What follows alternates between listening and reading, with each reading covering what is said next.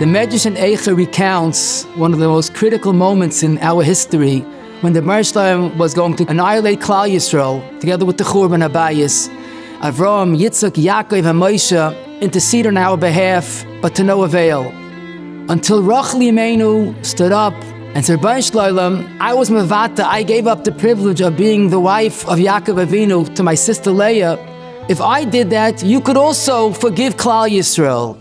And at that moment, the Bar Shalom said, Rochel Imenu, stop crying, I will listen to you. V'shavu banam ligvulim. The question is obvious. It's unthinkable that Rochel was greater than Avram and Yitzchak or Moshe. What was it in Rochel's plea that was able to do more than Avram, Yitzchak, Yaakov, and Moshe Rabbeinu? Maybe the answer, to quote Rochel's words, Huksha alai hadova ad ma'oid. It was terribly difficult for me to give up the privilege of being the wife of Yaakov Avinu. In fact, as Rochel said herself, at first I was not equal to the challenge. I made a simon with my husband Yaakov, so Leah will not take that privilege from me.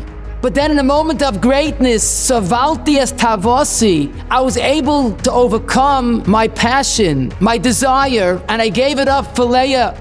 Unlike Avram and Yitzchak, that were able to go to the Akedah b'simcha, Rochel at first wasn't able to do what she had to do. And that is a superpower in the Rebbeinu Shalom's world.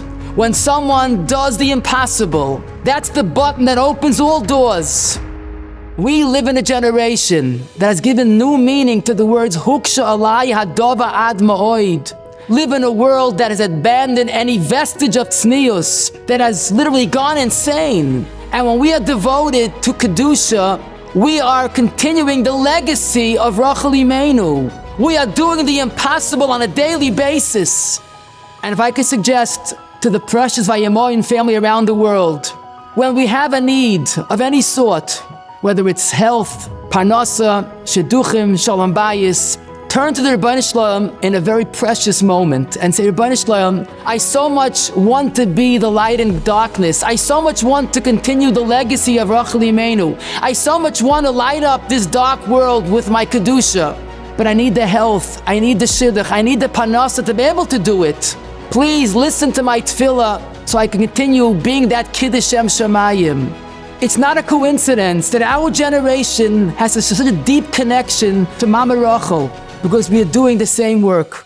Rabbi Chaim Shmulevitz once went to Cave Rochel with a list of chaylim and other needs, and he came in and he started crying uncontrollably. And he says, Mama, dein Sohn Chaimke is da, your son Chaimke is here. Mama, he said with great love, the Bar Shalom tells you, stop crying. But Chaimke tells you, vain, Mama, vain, cry, Mama, cry.